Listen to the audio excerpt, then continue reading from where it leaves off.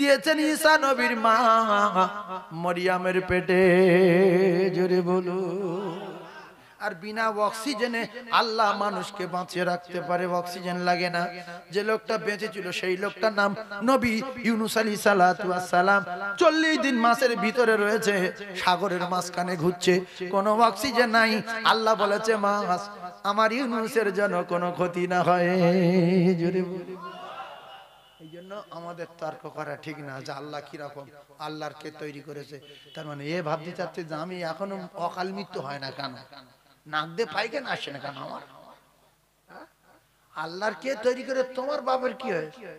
তোমার সর কুকুর করেনি, মানুষ করে তো সকলের নামাজ পড়ো ডেলি। আল্লাহর কসম আমরা কেউ বলিনি আল্লাহ আমাদের মানুষ করেন।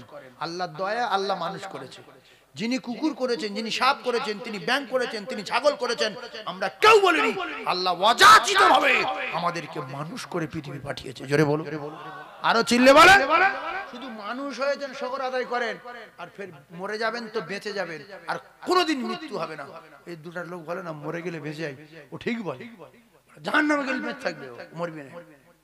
ও যদি জাহান্নামে যায় বেঁচে থাকবে, আর যদি জান্নাতে যায় বেঁচে থাকবে। কারণ মৃত্যুকে আল্লাহ পাক জবাই করে দেবে নিজে হাতে। জান্নাত আর জাহান্নামের মাঝখানে মৃত্যুকে ফেলে আল্লাহ জবাই করে দিয়ে বলবে জাহান্নামীরা তোমরা ভোগো, জান্নাতীরা তোমরা আয়েশ আরামে বাস করতে থাকো। আমি কবে তুমি হায় ডাক দিবে মোরে তোমারি আদর কোলে,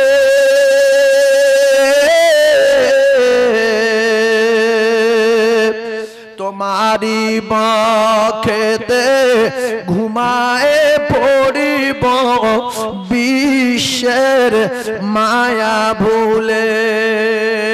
কবে তুমি ডাক দিবে মোরে তোমারি আদর কোলে, তোমারি বক্ষেতে ঘুমায়ে পড়িব বিশ্বের মায়া ভুলে।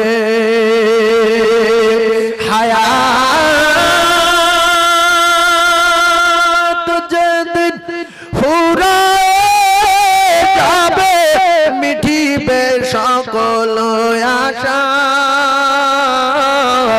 প্রাণ পাখি মোর উড়িয়া যাবে শূন্য রবে খাঁচা। আয়া বলে ডাকলে আমার আর কব না কথা, মুখখানা মোর বন্ধ হবে, চোখ নড়বে না চোখের পাতা। হায়াত যেদিন ফুরায়ে যাবে মিটিবে সকল আশা, আয় বলে ডাকলে আমার আর কব না কথা, মুখখানা মোর বন্ধ হবে, নড়বে না চোখের পাতা। কবে তুমি ডাক দিবে মোরে তোমারি আদর কোলে, তোমারি বক্ষেতে ঘুমায়ে পড়িব বিশ্বের মায়া ভুলে। অতি আদরে নবীজিকে তুমি পড়ায়েছ মোর ঘুম, হাসান হোসাইন কেঁদেছিল তারা নিরালায় নিঝুম। কবে তুমি ডাক দিবে মোরে তোমারি আদর কোলে, তোমারি বক্ষেতে ঘুমায়ে পড়িব বিশ্বের মায়া ভুলে কবে তুমি ডাক দিবে বলে তোমারি আদর কোলে তোমারি বক্ষেতে ঘুমায়ে পড়িব বিশ্বের মায়া ভুলে আল্লাহুম্মা জোরে জোরে বলেন সাল্লি আলা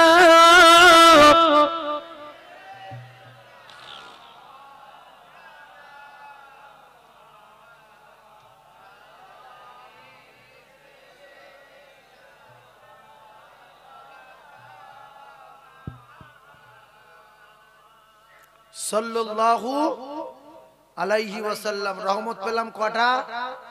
ফের 10টা। ফের একবার যদি বলি সাল্লাল্লাহু আলাইহি ওয়াসাল্লাম ফের 10টা পাবো। গরিব মানুষ বলে কম দিস, তাদের পাকা বাড়ি রাগ করবেন না আমি গরিব, আপনি ভিখিরির চেয়ে আরো খারাপ।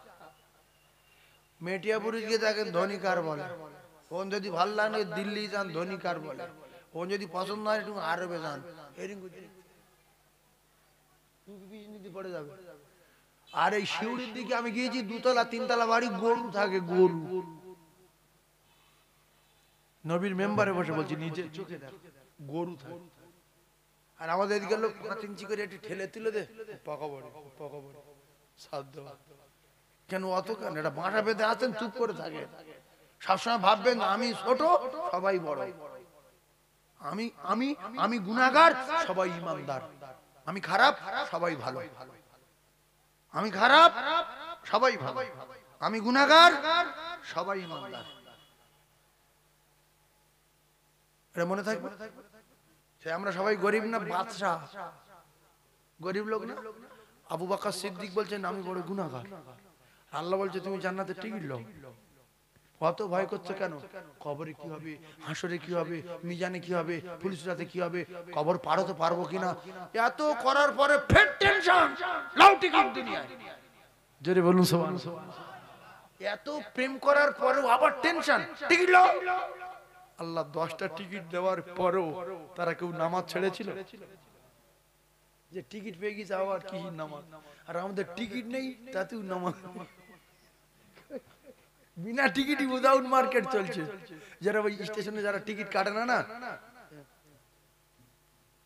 মানে পুলিশ দেখতে পাচ্ছে যে এই টিকিট কাটেনি, ও দেখে ধরে ফেলে। ওই যে চেকাররা দেখে ধরে ফেলে টিকিট কাটেনি, আর আব্বাব দেখে মাঝে মাঝে থাকাচ্ছে। আর পুলিশ সেই ও মাথা দেখেছি জমাতো, আর চোখে একবার তাকিয়েছে, ও দিদি ছুটে গিয়ে জামার কলার ধরেছে, শিওরে কাটেনি। কথা বুঝতে পারছেন না? শিওরে কাটেনি। আর যার পকেটে টিকিট আছে সোজা সোজা পুলিশ গাদ্দাতে, পুলিশ দেখাবে ও গাদ্দাতে যাচ্ছে, টিকিট চেকার চেক করছে, এরকম দেখছে। তার মানে বলতে যাচ্ছে আমার একটা বার ধর, আমার একটা বার ধর, মাল পকেটে বার করে। কথা বুঝতে পারছেন না? হ্যাঁ, আমার কলিজার টুকরা ভাই 10টা টিকিট দিয়েছিল আল্লাহ, আল্লাহর কসম সুসংবাদ, আশারায় মুবাশশারা, সুসংবাদ পাওয়ার পরে জান্নাতি ঘোষণা হয়ে যাওয়ার পরেও তারা এক রাকাত নামাজ ইচ্ছাকৃতভাবে ছেড়েছে। জোরে বলেন ছেড়েছে। আর রাসূলুল্লাহর আগে গুনাহ নেই, রাসূলুল্লাহর পিছনেও গুনাহ নেই। বেহুশ হয়েছিলেন নবী, হঠাৎ জ্ঞান ফিরে আসলো। রাসূল বললেন আয়েশা আমার উম্মতেরা কোথায়? বলছে ইয়া রাসূলুল্লাহ, ইয়া হাবিবাল্লাহ, হুজুর গো আপনার উম্মতেরা সব মসজিদে নববীর ভিতরে কাঁদছে। বলছে এখন কোন সময় হয়েছে? রাসূলুল্লাহর স্ত্রী আমাদের মা আয়েশা সিদ্দিকা বলেন ইয়া রাসূলুল্লাহ গো, মদিনার মসজিদে এশার আযান হয়ে গেছে। নবী বললেন আয়েশা হুঁশ আসার পরে পা চলতে পারে না, পা একা তুলতে পারে না, পা তুলে ফেলতে পারে না। দুইজন সাহাবী আসলেন, রাসূলুল্লাহ দুটো হাত দুটো ঘাড়ে করে নিয়ে টেনে টেনে টেনে টেনে টেনে টেনে টেনে টেনে মদিনার মসজিদে নিয়ে গেলেন। ও ভাইরা, ও মায়েরা, বোনেরা, বেটিরা, বন্ধনে সোনা চাঁদ ভাবিরা, কলিজার টুকরি বেনামাজি বোনেরা, একটু বোঝার চেষ্টা করি। আল্লাহ রাসূল দিন দুনিয়ার বাদশাহ বিশ্ব নবীকে টেনে নিয়ে মদিনার মসজিদে যাওয়া হলো। নবী কদম তুলতে পারে না। সাহাবায়ে কেরাম বলেন, ইয়া রাসূলুল্লাহ দাঁড়ান, আমরা কেঁদে কেঁদে অস্থির হয়ে গেছি, আমরা সবাই কাঁদছিলাম, আর হয়তো নামাজ নবীর পিছনে পড়তে পারবো না। ইয়া রাসূলুল্লাহ দাঁড়ান। নবী বললেন, বাবারা, আমি রাসূলুল্লাহ দাঁড়াতে পারি না বাবা, আমি নামাজ পড়ার জন্য অস্থির হয়ে মসজিদে নববীর ভিতরে চলে এসেছি। আল্লাহর নবী দোজাহারের বাদশাহ বিশ্ব নবী বললেন, বাবারা, আমি রাসূলুল্লাহ দাঁড়াতে পারবো না, তবে আমি আজকের ইমাম ঠিক করে দিচ্ছি, আজকের ইমামতি করবে আমার আবু বকর, আর আমি রাসূলুল্লাহ হয়ে যাব মুক্তাদি। জীবনের শেষ নামাজ রাসূলুল্লাহ মসজিদে নববীতে জামাতের কাতারে বসে বসে নবী আদায় করলেন, তথাপি নামাজ কাজা করলেন না। জোরে বলুন, আরো জোরে বলুন সুবহানাল্লাহ। আর এখনকার যুবকেরা, কিছু মুরব্বি আছে, রাগ করবেন না, এদের পা ধরে যায়নি, এদের হাত পা পড়ে যায়নি, এদের কঠিন জার হয়নি, ইচ্ছাকৃত ভাবে আজান হয়ে মসজিদে নামাজ হচ্ছে, জাতির কলঙ্ক যায়নি। আল্লাহ চাইলে হাত পা ফেলে দিতে পারে না, পারে না? যদি বলে যার যে কজন চার দোকানে বসে আড্ডা মারছে, হাতটা পড়ে যাক, সঙ্গে সঙ্গে পড়ে যাবে, দেরি হবে, আর 2-5 মিনিট দেরি হবে, কিন্তু যাবে না। কি বল? এই বাপজি বলছে সঙ্গে সঙ্গে পড়ে যাবে, এই হলো ইমানদারের নমুনা, সেকেন্ডের ভিতরে পড়ে যাবে। আর যদি বলে মরে যা, সঙ্গে সঙ্গে মরে যাবে। এরকম পাওয়ার যে আল্লাহর, যে মালিকের, সেই মালিকের দিকে ভয় করার দরকার আছে না নাই? কিন্তু আমাদের কোনো ভয় নেই। এখন শরীর কাঁসা, এখন মরি, 20 তো লোবো, 20 তো লোবো, কমসে কম 20 লোবো। বলে মোটর বাইকলে সোজা গিয়ে হাই রোডে উঠে লরির তোলা চুকুশি হয় না, হয় না? 20 লেবে তো শুয়ে আজকে নোটো। পুলিশ বলছে বেল চালে, বেল চালে, হবে না। মানুষ মরেছে, কি মরেছে কোনো চিহ্ন নেই, হাড় পুরো হলুদ বাটা হয়ে গেছে, হলুদ বাটা, লাস্টে বেলচাতে ঠেলছে। 20 লিচে লাগি শুয়ে আজকে নোটো। 20 লেবে, তোর বাপ আগে যাবে কি তুই আগে যাবি? আল্লাহর কসম কোরআনে লেখা নাই, কোরআনে কোনো লেখা নাই যে মানুষ কে কবে মরে যাবে। এই জন্য আল্লাহ বলে দেয়নি, লিখে দেয়নি, এজন্য যে আমার বান্দাদের যদি মৃত্যু লিখে দিই, এরা টেনশনে টেনশনে পাগল হয়ে যাবে। ধরুন আপনাদের ভিতরে কেউ আর 3 দিন বাঁচবে, সেকেন্ডটা আসবে, শুধু ঘরে বসে ঠিক রবে, শুধু 3 দিন। মেয়ে ফোন করে, চাপবা তোমার জামাই খাসি জয় করে, এসো, তুই খাওয়া। কেন আব্বা? না 3 দিন বাঁচবে। পাগল হয়ে যাবে না? যাবে না? মাঠে চাষ করতে যাবে, যাব্বা 3 দিন তো সময় আছে, তার 2 দিন আমার পিছনে এসে পানি টাইন দিয়ে, ঠিক আছে না? আমি নি 3 দিন মানুষ আছে, ও মাঠে যাবে। কিন্তু মেয়ের বাড়ি যেতে গিয়ে খুশির সাথে গায়ে সেন্টেন মেখে, নতুন জামা কাপড় গায়ে দিয়ে খুব সুন্দর করে মেয়ের বাড়ি গেল, গিয়ে গরুর গোশ, মুরগির গোশ, পোল্ট্রির গোশ, হাঁসের গোশ সব খেয়ে বিছনা শুয়ে ঢোল হয়ে মরে, ঢোল হয়ে। মেয়েকে বলছো আব্বা, আর আব্বা, জামাই এসে গায়ে হাত দিয়েছে, আব্বা তো মারা গেছে। লোক বলছে কি হয়েছে? শ্বশুর মরে গেল। বলছে খাওয়ার চাপ হয়ে গেছে, ভাত খেয়ে মরে গেছে। এরকম ঘটনা ঘটেছে না ঘটেনি? হাজারো নজির আছে। হজের ডেট হয়ে গেছে, কলিজার টুকরা ভাই, বড় মেয়ের ছেলে বাইক নিয়ে আসলো, নানু নিয়ে যাবে, জামা কাপড় কাটা রেডি, হঠাৎ পোস্টারে মেরে দাদু গেল, নাতু গেল। আল্লাহ কয়েকবার মদিনায় নিয়ে গেছে, আমি এই ঘটনা দেখেছি বহুত। আল্লাহ যারা আরব সাগর পার করবে না, ও কোনো মতো পার হতে পারবে না। ও যত টাকা থাক, অনেক লোক ঘাম দেখায়, টাকা আছে, হজে যখন খুশি তখন চলে যাবো, তো জেদ্দায় যাবি তুই মরে যাবি, তুই মক্কার দিকে যেতে পারবি না। মক্কা যার আল্লাহ চোখে দেখায় সেই চোখে দেখে, আর রসুলের রওজা যার জিয়ারাত করায় সেই জিয়ারাত করে। ঘাম দেখালে হজে যেতে পারবে না, টাকা থাকলে হজে যেতে পারবে না। দোয়া করতে হবে যে আল্লাহ আমার টাকা আছে, টাকার কোনো ক্ষমতা নেই, আপনার রহমত ছাড়া আমি আপনার বাড়ি যেতে পারবো না, আর আপনার দয়া ছাড়া আপনার রসুলের রওজায় যেতে পারবো না। আল্লাহ বলবে তোর এত থাকার পরে তুই যেহেতু নত হচ্ছিস, আমি তোর আরব সাগর পাড়ি দিয়ে আমি আমার বাড়ি তোর ডেকে নেবো, ওখান থেকে আমার দোস্তর বাড়ি পাঠিয়ে দেবো। জোরে বলুন না সুবহানাল্লাহ। অনেক লোক ঘাম দেখায়, আমি যখন খুশি তখন চলে যাবো বলে, যেদিন ফ্লাইট সেদিন পেটের শুধু গুলুচ্ছে আর মিনুটি মুটি পায়খানা হচ্ছে। ওরা প্লেনে তুলবে কেউ? সিকিউরিটি যারা আছে এয়ারপোর্টে হাবাট করে বাড়ি বাড়ি হাক যে প্লেন তুলবে, এটি পেট গুলিয়ে দেবে। আরবের প্লেনে ওঠা যাবে না। এই জন্য কোনো কাজে অহংকার করা ঠিক না। ইন্নাল্লাহা লা ইউহিব্বু মান কানা মুখতালান ফখুরা। আল্লাহ পাক জানিয়ে দিলেন, কোন কায়দাবাজির অহংকার আমি আল্লাহ সহ্য করি না। সেটা ডিগ্রির হোক, চাকরির হোক, পদের হোক, সম্মানের হোক, ব্যবসার হোক, টাকার হোক, বংশের হোক, পোশাকের হোক, রূপের হোক, কোন গরম আমি আল্লাহ সহ্য করি না। গরম দেখাবে যে ফুটে যাবে, ফুটে যাবে। নমরুদ গরম দেখেছে, ভিতর বাড়ি খেয়ে খেয়ে মরে গেছে। ফেরাউন গরম দেখালো, চুবন খেয়ে খেয়ে মরে গেছে। আবরাহা গরম দেখালো, পাথর খেয়ে খেয়ে মরে গেছে। কারুন গরম দেখালো, চেপে মাটির ভিতর ঢুকিয়ে দিয়েছে। এদিকে বেঈমানটা গরম দেখালো, সাদ্দাত দরজা দাঁড় করিয়ে টুটি টিপে ধরেছে। লা ইস্তাখিরুনা সাআতাও ওয়ালা ইস্তাকদিমুন। ও কলিজার টুকরারা, ও যুবকেরা, জওয়ানেরা রে, গরম দেখানো যাবে না। বড় যদি হতে চাও, ছোট হয়ে যাও, বড় করে দেবে আমার আল্লাহ। ওয়া তুইজ্জু মান তাশাউ ওয়া তুযিল্লু মান তাশা। আল্লাহ বলে, আমি যার বড় করি সেই বড় হয়, আর আমি যার ছোট করব কারুর বাপ ঠেকাতে পারবে না। ইন্নাকা আলা কুল্লি শাইইন কাদির। জোরে বলুন সুবহানাল্লাহ। আল্লাহ সেকেন্ডের ভিতরে ভ্যানওয়ালার বাদশা বানাতে পারে না? পারে না? ভ্যানওয়ালার সম্মান আছে? ভ্যানওয়ালা সাধারণ মানুষ, মোটামুটি গ্রামে ঘোরে, আর একটু ধনী লোক যারা আছে, এই এদিকে আয়, এই কেলো, এই লতিফ এদিকে আয়, এটা লে যা, এটা লিয়া, এই দুটো কাটলে যা, বাজারটা নিয়ে যা, ডালটা বাড়ি দিবি, গোশটা নিয়ে যা। মানে ওদের ভ্যানওয়ালা ততটা সম্মান নেই। এখন ভ্যানওয়ালাটা রাস্তায় যেতে যেতে 3 কেজি ওজনে সোনার ঢিলা গুড়িয়েবে। ক কেজি? 3 কেজি। মেরি 2 কেজি বিক্রি করে 5 তলা বাড়ি আর 7টা গাড়ি কিনেছে। স্করপিও গাড়ি, জাইলো টাইলো, বিরাট কাণ্ড, সব বড় গাড়ি কিনেছে।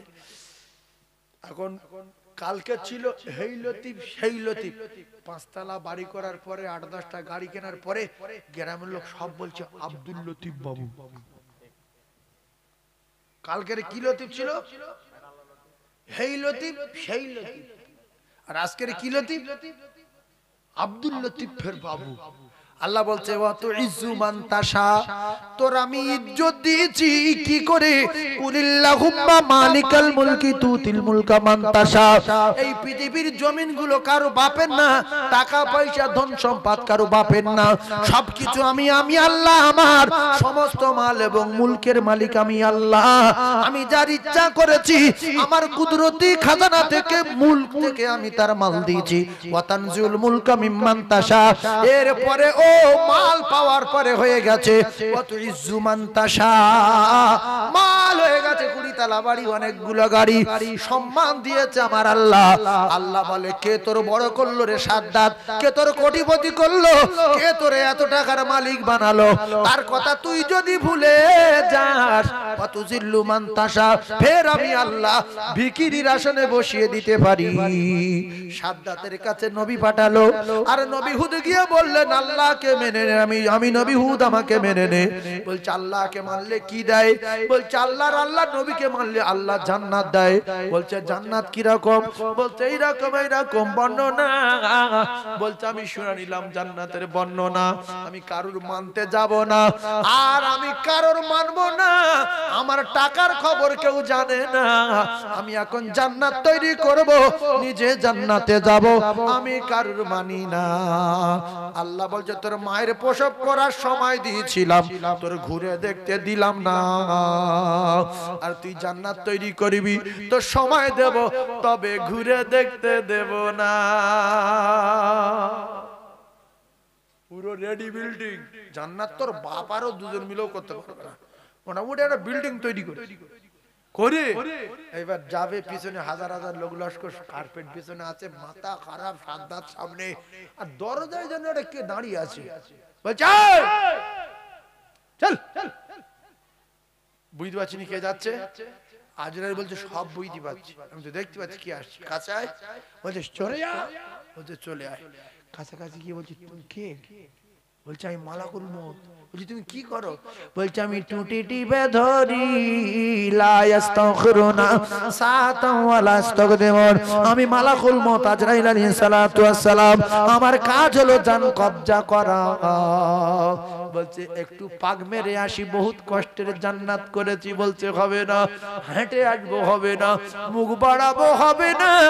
এইবারে মালাকুল মউত বললেন সময় যা ছিল 3টে কটাই কেটে গেল, আর 1 সেকেন্ড সময় দেওয়া যাবে না।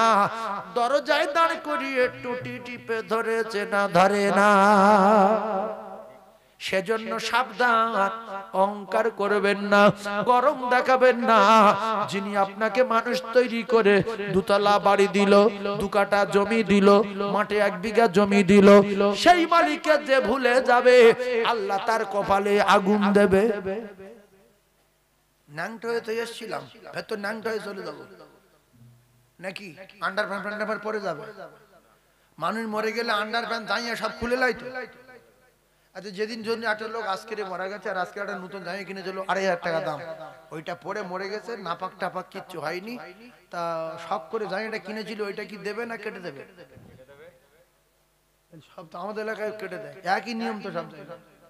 জাইয়া আন্ডারপ্যান্ট কিছু নিয়ে যেতে পারবে না, একটু বোঝার চেষ্টা করো ভাইরা আমার, বাবাদিরা আমার। আল্লাহর কোরআন তো আপনারা সবাই বিশ্বাস করেন। আল্লাহ বলেন মান জাআ বিল হাসানাতি ফালাহু আশরু আমসালিহা। বান্দা তুই যদি আমার দেওয়া জমি থেকে, আমার দেওয়া মুলক থেকে, আমার দেওয়া মাল থেকে, আমার দেওয়া টাকা থেকে যদি 1টা টাকা দিস, আমি আল্লাহ তোদের কথা দিলাম ঘুরিয়ে দেব 10 টাকা। জোরে বলুন, আরো জোরে বলুন। এই কথাটা আমরা বিশ্বাস করি না, কারণ যখন নিজের দিকে আসবে তখন বিশ্বাস করি না। কোরআন শরীফে সব আয়াত মানি, এইটা মানি না, তাহলে ঈমান থাকবে কি? আচ্ছা আল্লাহ কি মিথ্যা কথা বলে? আল্লাহ হক ফাঁকি দেয়? তাই না তো?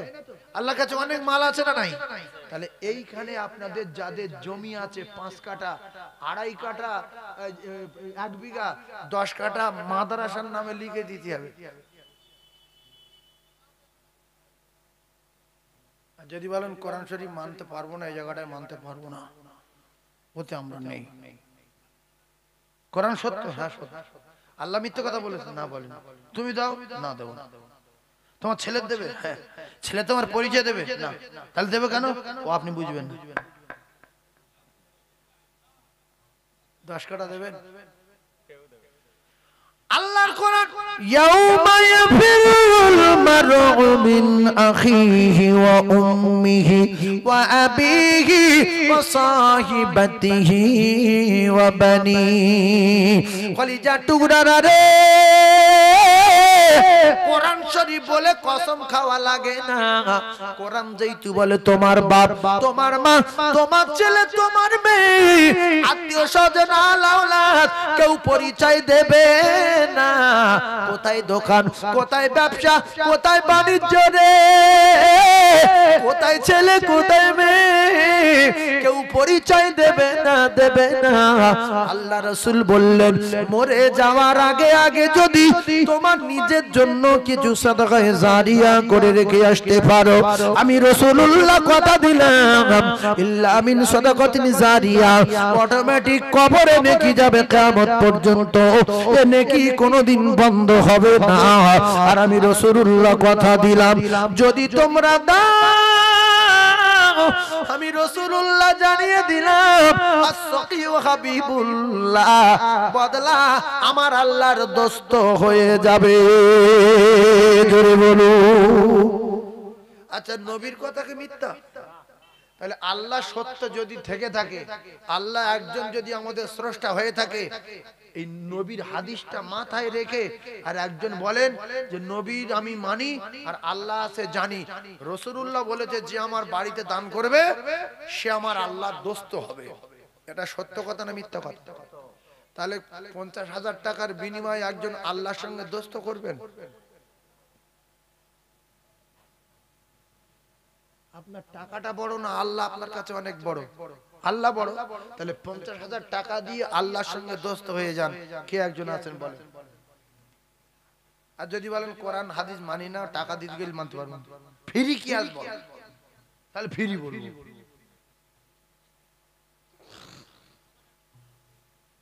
আচ্ছা, এখানে যে একটা মক্তব আছে কোথায়? এই পাশে একটা মক্তব আছে, আপনাদের বাচ্চারা পড়ে। এই মক্তবের চেয়ে আপনাদের বাড়ি ঘরদর অনেক বড় আছে না নাই? একটু কথা বলে আছে তো?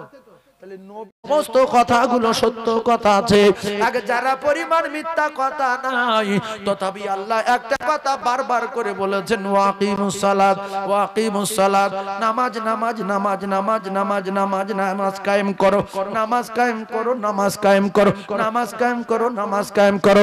আমি আল্লাহ তোদের যখন তোরা আমার বাড়ি যাবি আর তোদের যত দাবি আরো আমার বাড়ি গিয়ে জান ভরে চাবি, আমি আল্লাহ আরো নিয়ামতে ডুবিয়ে দেব রে।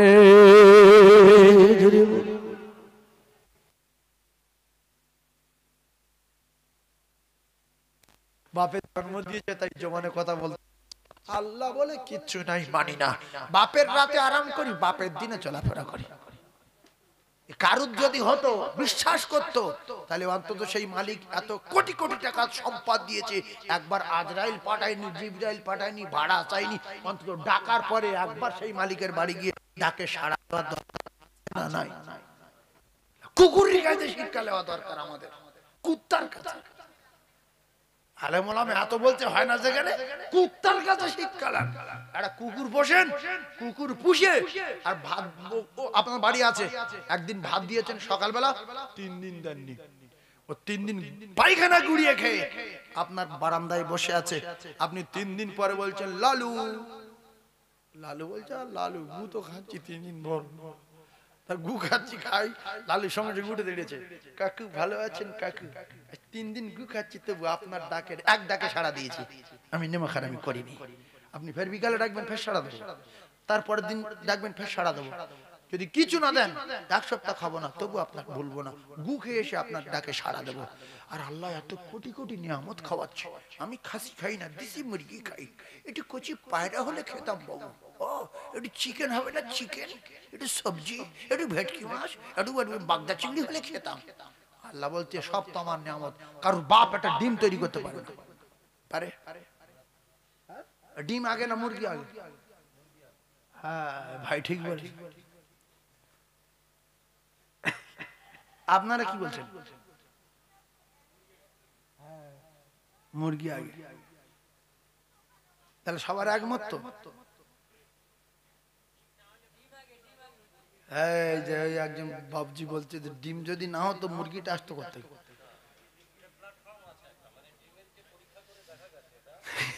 ভাইরা আমার, এই করে পৃথিবীর জমিনে কিয়ামত হয়ে যাবে, কেউ সমস্যার সমাধান করতে পারবে না। মেয়ে ছেলে আগে না বেটা ছেলে আগে? এ বলবে বেটা ছেলে আগে, বলবে মেয়ে ছেলে না হলে বেটা ছেলে আসতো কোথায়? শেষ বেশ ফায়সালা করে ছেড়ে দিতে হবে। সব ক্ষমতার মালিক আমার আল্লাহ। তিনি তৈরি করেছেন ডিম, তিনি তৈরি করেছেন মুরগি, তিনি তৈরি করেছেন বেটা ছেলে, তিনি তৈরি করেছেন মেয়ে ছেলে। তিনি আবার মেয়ে ছেলের বিয়ে না হলে বাচ্চা দিতে পারে তার পেটে।